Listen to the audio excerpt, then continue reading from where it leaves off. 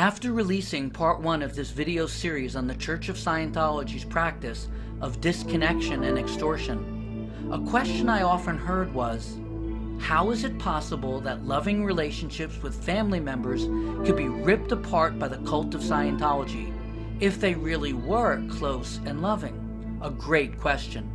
And the answer might not surprise you. The Church of Scientology's massive, non-stop fraud and mind control.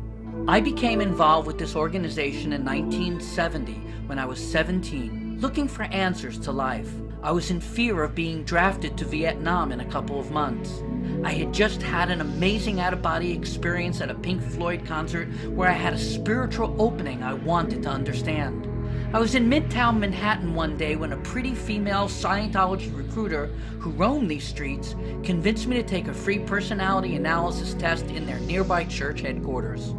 Upon giving me my test results, I was told all the answers to life I had to life's questions could be answered by their church's founder, L. Ron Hubbard. They said Hubbard was a modern-day combination of Albert Einstein, Sigmund Freud, and Buddha. It was emphasized how accomplished and super intelligent he was. I was told Hubbard was a nuclear physicist, an engineer, a graduate of George Washington University, and the developer of the most advanced science of the mind called Dianetics. I was told Hubbard had used his genius to recover from being blind and crippled in the war and had received 24 medals to attest to his valor and courage. Then after leaving the service, Hubbard went on to develop amazing spiritual powers that had him considered the reincarnation of Buddha. I was told that my strongest desire to learn how to have out-of-body experiences at will with full awareness was not only possible, but guaranteed. I was shown a chart that clearly stated this ability could be mine if I paid for all the counseling and training and worked hard to go through all the steps Hubbard had discovered. I had no idea at the time that both L. Ron Hubbard and this chart to freedom was a complete fraud. And I never could have guessed that it would take me 45 years to learn the truth that everything I told was lies and I had been defrauded. It wasn't until recently a letter from the Church of Scientology declaring me a suppressive person and forcing my daughter to disconnect from ever communicating with me again that I began to question what was really going on. That same night I began my research by watching the new documentary Going Clear, Scientology, the Prison of Beliefs. This movie shocked me and presented me with information I had never seen nor heard.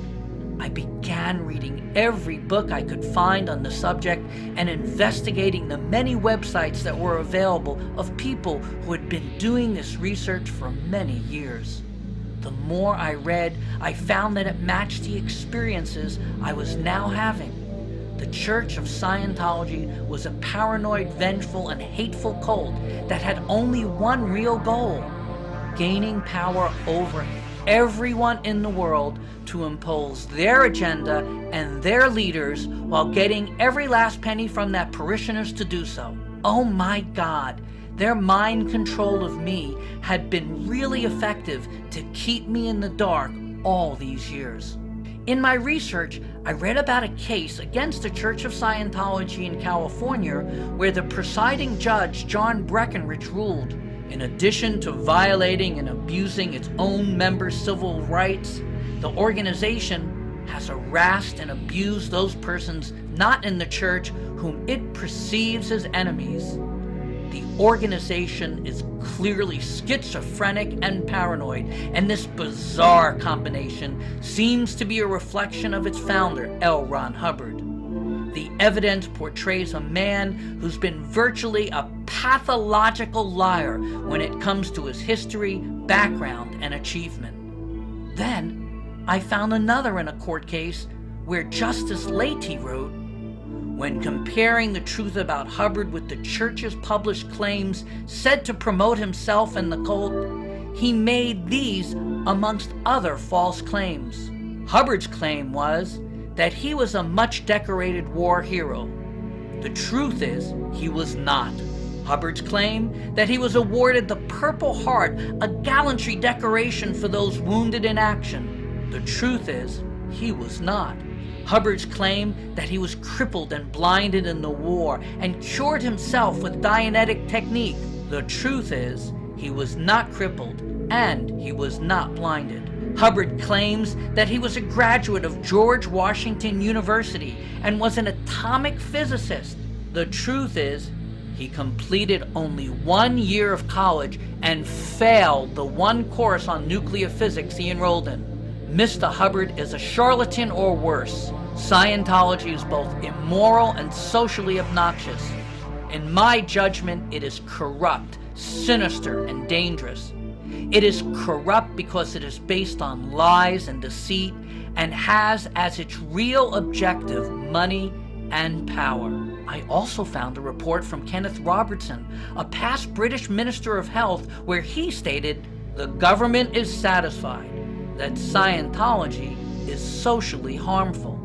It alienates members of families from each other and attributes squalid and disgraceful motives to all who oppose it. Its authoritarian principles and practice are a potential menace to the personality and well-being of those so deluded as to become its followers. Above all, its methods can be a serious danger to the health of those who submit to them."